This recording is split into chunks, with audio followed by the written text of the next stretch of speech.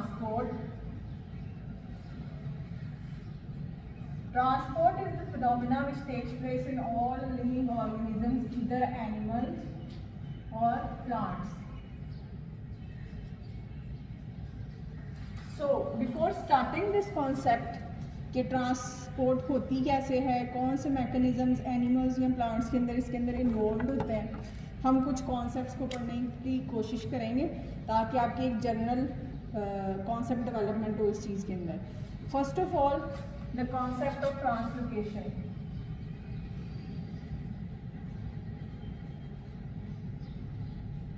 कि ट्रांसलोकेशन क्या होती है?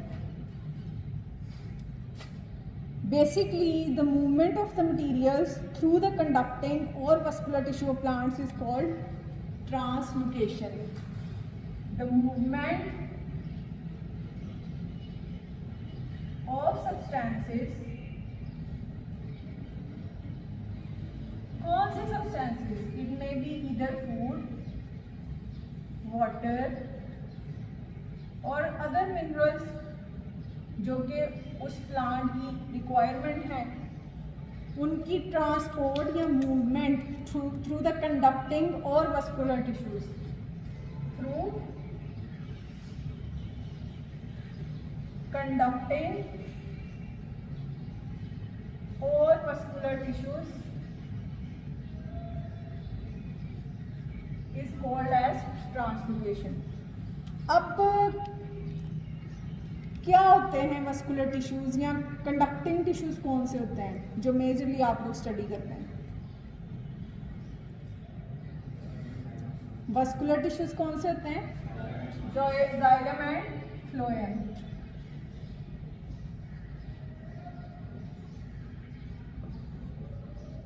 सो हम अगर बात करते हैं ट्रांसलोकेशन की, ट्रांस का मतलब होता है to transfer and location to some place or point. So basically, whenever we study plants, there are two types of vascular tissues or conducting tissues which are helpful in transport of materials. These materials may be water or food, or if the transport of water is concerned, the tissues which are being used by the plants are called xylem tissues, and if the transport of food is concerned or inorganic solutes are concerned, तो वहाँ पे जो से tissues involve होंगे वो आपके phloem tissues होंगे. तो फिर कहाँ से जाइलम टिश्यू जो है वो कहाँ से पानी कहाँ पहुँचाएगा और फ्लोएम टिश्यूज कहाँ से पानी कहाँ लेके जाएंगे? बेसिकली जहाँ पे जैसे मेनली अगर वाटर की जो एब्जॉर्प्शन है वो रूट से हो रही है, तो लीफ जो टिप ऑफ द प्लांट के ऊपर एपेक्स के ऊपर एक लीफ है उसको वाटर रिक्वायर्ड है, तो रूट के थ्रू वाटर उस एपेक्स लीफ के पास जाएगा थ्रू जाइलम कंडक्टिंग वेसल्स. समझ आ रही है? इसी तरह फूड जो रूट्स में बन रही है या मतलब through the absorption of certain minerals, और या फिर जो फूड लीव्स के अंदर बन रही है थ्रू फोटोसिंथेसिस, वो सारी फूड जहाँ जहाँ रिक्वायर्ड है वो थ्रू फ्लोएम कंडक्शन होगी. और ये सारा प्रोसीजर जो ट्रांसपोर्ट है of materials, either water or food, from one part of the plant to the other part of plant is under the umbrella of translocation. So further फिर translocation का अगर एक concept है तो transport क्या होती है overall? If we study transport, the movement of any object from one place to another place with the help or without the help of any other body is called transport. यही होता है ना? The movement of a body from one place to another place with or without the help of other body is considered as transport. So what is its importance? Why is transport necessary in plants or any other living organism? Basically, living cells or living bodies have reservoirs of making or breaking of different chemicals. For example, जितने भी living organisms हैं उनके अंदर by nature ये चीज़ है कि एक जगह पे फूड बनती है और एक जगह पे फूड ब्रेक होती है. उनके पास रिजर्वायर्स हैं फॉर मेकिंग द फूड. जैसे कि प्लांट के अंदर जो फूड मेकिंग रिजर्वायर्स हैं वो क्या कौन से हैं? लीव्स. सो होता क्या है कि ये केमिकल्स जहाँ पे फॉर्म होते हैं या जहाँ पे ब्रेक डाउन होती है उनकी डिफरेंट केमिकल रिएक्शंस के थ्रू, वहाँ से जो एनर्जी निकलती है उसका क्या होता है, वो सारी की सारी एनर्जी वो पूरी की पूरी बॉडी को रिक्वायर्ड होती है to maintain its different activities. ठीक है, जैसे प्लांट डिफरेंट एक्टिविटीज़ अपनी परफॉर्म करते हैं, एनिमल्स अपनी डिफरेंट एक्टिविटीज़ परफॉर्म करते हैं. For these purpose transport is compulsory process, ताकि वो जो एनर्जी जिस पार्ट के अंदर चाहिए वो वहाँ पे फूड ट्रांसफ़र हो और उसके थ्रू जो एटीपी प्रोडक्शन है या जिस फॉर्म में भी एनर्जी प्रोड्यूस हो रही है वो उस पार्ट तक पहुँचे और वो अपने फंक्शन को एफिशिएंटली परफॉर्म कर सके. अब ये तो हम बात करें मल्टीसेलुलरिटी की, कि जितने मल्टी सेलुलर ऑर्गेनिजम्स हैं उनके अंदर ये होता है कि भाई रिजर्वायर्स हैं उनके पास पॉइंट्स हैं जहाँ पे फूड बनता है और पॉइंट्स हैं जहाँ पे फूड ब्रेक डाउन होती है और पॉइंट्स हैं जहाँ पे एनर्जी पैकेट्स के अंदर फूड कन्वर्ट होती है और वो सारा प्रोसीजर रन आउट होता है. लेकिन यूनिसेलुलर लिविंग ऑर्गेनिजम्स में ट्रांसपोर्ट इसकी निस्बत वेरी सिंपल है और वेरी इजी है नेचर में. लेकिन मल्टी सेलुलर में डिवीजन ऑफ लेबर की वजह से कि हर एक सेल और हर एक टिश्यू अपनी एक रिक्वायर्ड फंक्शनैलिटी परफॉर्म कर रहा है, उसकी वजह से ना बेटा ये जो ट्रांसपोर्ट का मैकेनिज्म है वो बहुत कम्प्लेक्स हो गया है. जैसे अगर मैं यहाँ पे मिसाल दूँ, जो फंक्शन पौधे के अंदर लीव्स परफॉर्म करते हैं वो रूट्स परफॉर्म नहीं कर सकती, जो स्टेम परफॉर्म करता है वो जो है लीफ परफॉर्म नहीं कर सकता. Same is the case with your body, जो फंक्शन आपकी आई कर रही है परफॉर्म वो आपके हैंड्स नहीं कर सकते, जो आपके हैंड्स कर रहे हैं वो आपकी आइज नहीं कर सकती. इट मीन्स कि जितनी ज़्यादा कम्प्लेक्सिटी आती गई है ना नेचर में, जितना लिविंग ऑर्गेनिज्म मल्टी सेलुलर होता गया ना उतनी ज़्यादा डिवीजन ऑफ लेबर होती गई है. जितनी ज़्यादा डिवीजन ऑफ लेबर होती गई है ट्रांसपोर्ट का प्रोसेस जो है वो उतना कॉम्प्लेक्स हो गया. समझ आ गई है? अब कुछ चीदा से कॉन्सेप्ट्स हैं जो मज़ीद हम लोग अभी देखेंगे. एक कॉन्सेप्ट है ऑस्मोसिस का.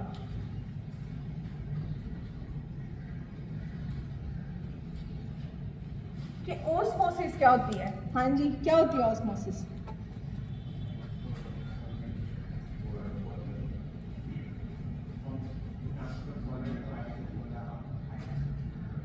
ऊंचा बोलें. So basically the movement of particles from a region of their higher concentration towards the region of their lower concentration through a partially permeable membrane is called as what? Osmosis. High concentration अगर होगी तो वहाँ पे solutions dilute होंगे या concentrated होंगे? हाँ, फिर सोच लें. अगर फॉर एग्जांपल वाटर की मूवमेंट हो रही है, ठीक है, तो अब मुझे ये बताएं कि जहाँ पे वाटर की कंसंट्रेशन, वाटर मॉलिक्यूल्स ने मूव करना है अपनी हायर कंसंट्रेशन से अपनी लोअर कंसंट्रेशन की तरफ through the process of osmosis, तो जिस जगह से वो खुद को लेके जा रहे हैं वो हायर कंसंट्रेशन वाला रीजन है, तो वहाँ पे सोल्यूशन क्या है? डाइल्यूटेड फॉर्म में या कंसंट्रेटेड फॉर्म में? फिर सोचना बेटे, वाटर की कंसंट्रेशन ज़्यादा है, वाटर की कंसंट्रेशन ज़्यादा है तो सोल्यूशन क्या है? डाइल्यूटेड है. शाबाश. और जब लोअर कंसंट्रेशन की तरफ जा रहा है तो कंसंट्रेटेड करेगा उसको. So basically the movement of water molecules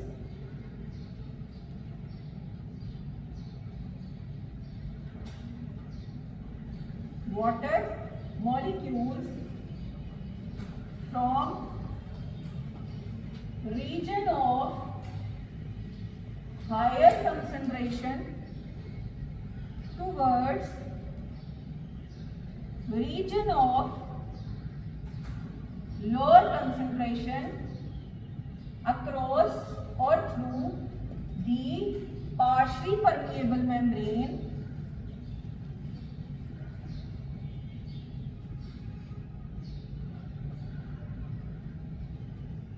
is called what? Osmosis. तो जहां पे वाटर की कंसंट्रेशन बहुत ज्यादा है वहां का सोल्यूशन क्या है बेटे? डाइल्यूट है। और जहां पे वाटर की कंसंट्रेशन इस वक्त कम है वहां पे सोल्यूशन कैसा है?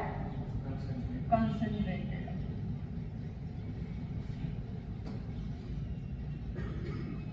Are you now familiar with this concept?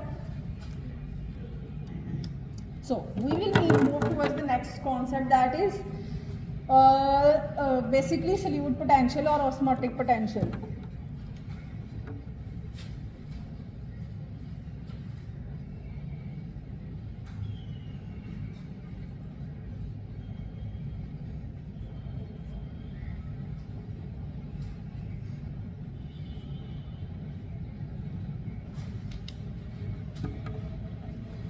The lowering of concentration of water molecules by the effect of dissolving of solute molecules in the pure water is called solute potential. क्या है solute potential या osmotic potential? कि जब water molecules की concentration कम हो जाए उसके अंदर solute मॉलिक्यूल्स को डिसॉल्व करने से आपके पास प्योर वाटर है, ठीक है, उसके अंदर सपोज आयन डिसॉल्विंग सॉल्ट क्या है? एक सॉल्यूट है। तो जब सॉल्यूट इसके अंदर डिसॉल्व हो रहा होगा तो एट सम पॉइंट जो वाटर मॉलिक्यूल्स की पहले कंसंट्रेशन थी अब वो नहीं रही। इट मीन्स कि lowering of concentration of water molecules by the addition of solute और by the dissolution of solute molecules in the pure water is called as osmotic potential और व्हाट? Solute potential. सॉल्यूट से याद रखिए solute potential की बात हो रही है, ठीक है। The measure of the change in water potential of the system due to the presence of solute molecules is known as solute potential. इसकी एक और definition भी है कि the measure of the change in water potential of the system due to the presence of solute molecules। कि हम देखें कि change in water potential मतलब सिस्टम का जो water potential था वो पहले कुछ और था, जब हमने solute उसके अंदर ऐड किए तो उसका water potential और हो गया, चेंज हो गया, डिक्रीज हो गया, ठीक है। तो वो जो चेंज आया ना मेजरमेंट में कि प्योर वाटर में वाटर पोटेंशियल क्या था और उसके अंदर सॉल्यूट ऐड होने के बाद वाटर पोटेंशियल क्या हो गया, वो आप किसके अंदर स्टडी करते हैं? ऑस्मोटिक पोटेंशियल के अंदर स्टडी करते हैं और इसी के थ्रू मेजर किया जाता है। ये कहानी सब समझ आ गई है, ठीक है। अब आगे मूव करते हैं हम लोग। What is called as water potential?